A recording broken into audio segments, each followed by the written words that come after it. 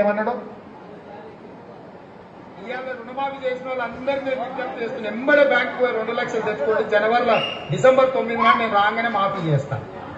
ఇవాళ చంద్రశేఖరరావు ఏమనుకుంటున్నా అంటే రుణమాఫీ చేసిన ఓట్లు నాకు పడతాయని. నేనేం చెప్తున్నా అంటే రుణమాఫీ అయిన వాళ్ళందరూ ఎంబడే పోయి మళ్ళీ 2 లక్షల రుణం తెచ్చుకోరి. డిసెంబర్ 9 నాడు నేను అవి మాఫీ చేస్తా. కాబట్టి రైతులందరికీ నేను విజ్ఞప్తి చేస్తున్నా, ఎంబడే పోయి బ్యాంకు పోయి లోన్లు తెచ్చుకోరి. వచ్చిన ఎంబడే నేను రుణమాఫీ చేస్తాను.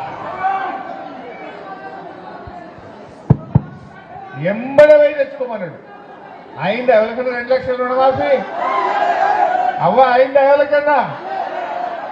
మొన్న మన రేగోడు మండలంలో బ్యాంకు వాళ్ళు వచ్చి రైతులకు నోటీసులు ఇచ్చింది. మన రేగోడు మండలంలోనే ఏమైనా అప్పు కట్టలు నీ దర్వాజాలు వీక్కపోతాం, నిన్ను కోర్టుకు గుంజుతాం, నువ్వు బ్యాంకులో పైసలు కట్టుకున్నావు. పాపం ఆ రైతు ఏమన్నాడంటే రేవంత్ రెడ్డి 2 లక్షలు మాఫీ చేస్తానని నువ్వెవరిరా నన్ను అడిగి నీకు అన్నాడు. రేవంత్ రెడ్డి నరేంద్ర మోడీ మై నై జాంతావు, నువ్వు అప్పు కట్టుడే అని వాడు బ్యాంక్ కూడా అన్నాడు.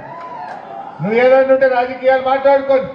రేవంత్ రెడ్డి మాకు పైసలు కట్టలే, నువ్వు కడతావా కట్టవా నీ సంగతి ఏంది, నిన్ను కోర్టుకు గుంజుతా అని బ్యాంక్ కూడా వచ్చి రైతుల మీద ఊర్ల మీద పడతా ఉన్నది. ఇవాళ అంటే డిసెంబర్ 9 నాడే చేస్తా అన్నాడు.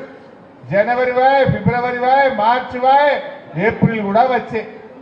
మరి ఇప్పుడు 100 రోజులు దాటినా మరి రుణమాఫీ చేయని కాంగ్రెస్ కు బుద్ధి చెప్పాలనా వద్దా?